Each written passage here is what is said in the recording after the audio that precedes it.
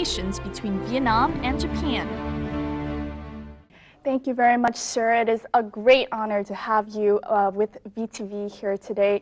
Can I just start off by asking, what is the main purpose of your trip this time to Vietnam? I visited Vietnam this time to attend this celebration of the 35th anniversary of its national reunification. So you are here for the 35th anniversary of Vietnam's reunification day. It's a very big event. What does this event mean to you? I'd planned for this visit a long time ago.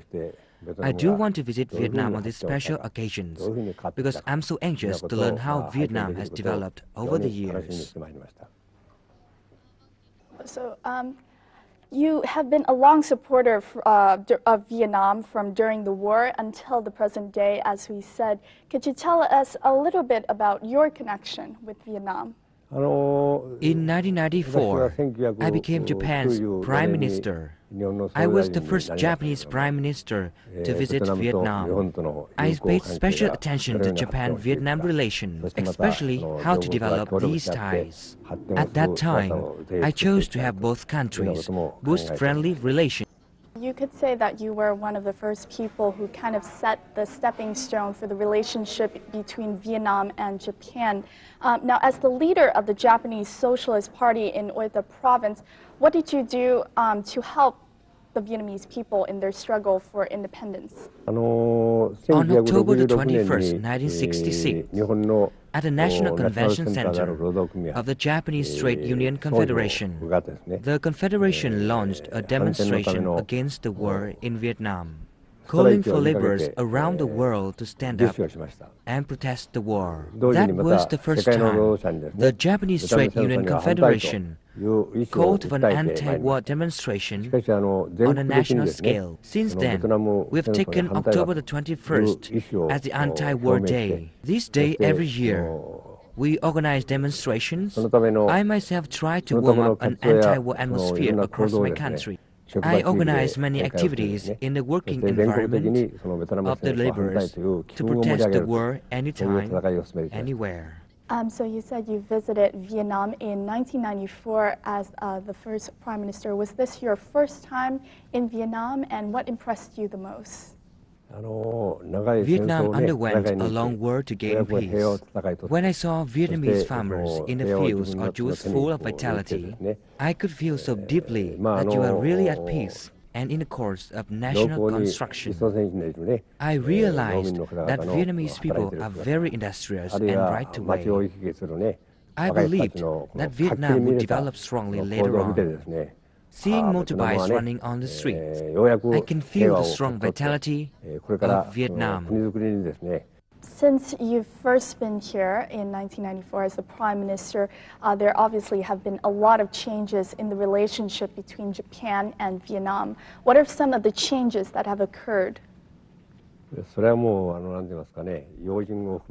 First of all, that is exchange between the two peoples. Most typically, the high-ranking meetings and enhanced economic cooperation. Our two countries have conducted exchanges in various fields.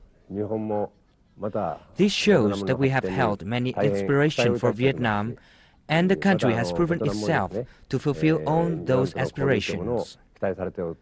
We can feel this through the current ties between Vietnam and Japan.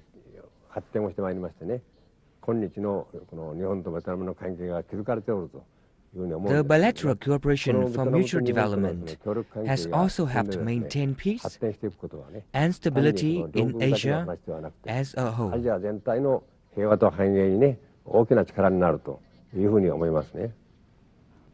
Now, Mr. Tomiichi Murayama has not only set the stepping stone for the relationship between Vietnam and Japan, he has also paved the way for many Japanese enterprises to invest in Vietnam. Now, currently, the former Japanese Prime Minister has also been very active in helping children here in Vietnam who are living with the effects of Agent Orange. Let's have a look at that.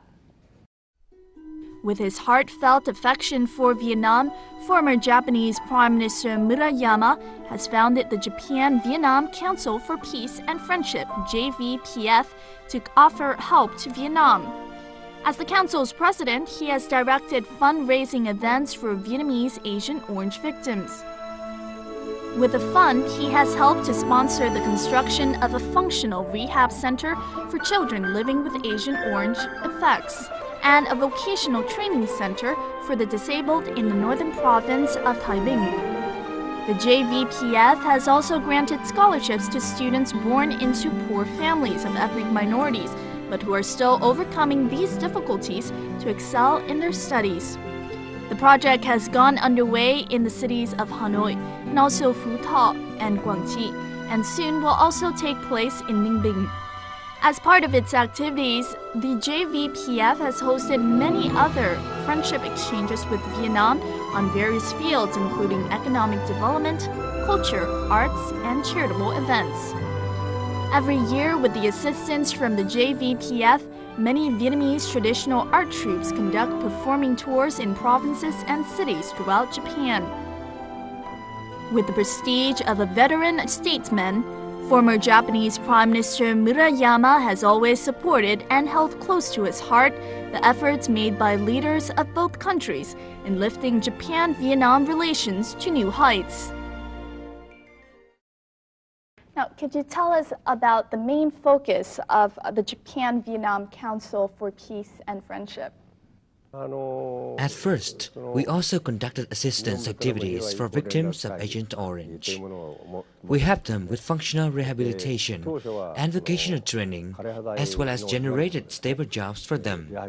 Visiting the families of the Agent Orange victims, I was really shocked to see all the hardship they have to face. Now, with the Council still very much in its activities, what are some of the upcoming events that the organization, the Council, has plans for in Vietnam? We try to ensure that the Agent Orange victims have the opportunity to be all that they can be. After they undergo functional rehabilitation, we'll help them to get a stable job, because only then can they secure their own life.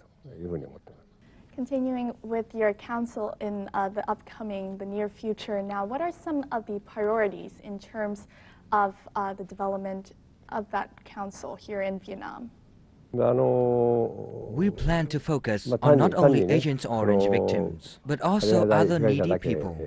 We grant scholarships to students of ethnic minorities and also try to enhance cultural exchanges.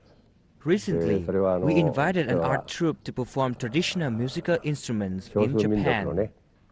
Activities like these have tightened relations, and we intend to focus more on these activities in the future. So in terms of the scope of the activities of your organization, it's not only in helping Agent Orange victims, it's also expanding into different areas such as cultural exchanges with Vietnam and also helping people like ethnic minorities. Now, your position as the Prime Minister, the former Prime Minister of Japan, who has gained a great love from the Vietnamese people, what do you think about the trend in the development in the bilateral relations between Vietnam and Japan? How do you think it will go forward? I consider the Vietnam-Japan bilateral relations very important, and we need to boost cooperation in economy, politics, culture, physical training, and sports. Multifaceted cooperation is very significant. I hope to make certain contributions to those cooperative activities. I think that Japanese and Vietnamese people look alike, and we both have the tradition of using chopsticks at meals.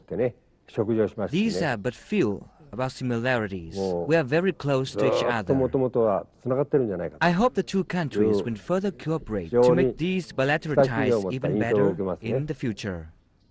Thank you very much, Mr. Murayama, for your contribution to the development of Vietnam and the development of the relationship between Vietnam and Japan.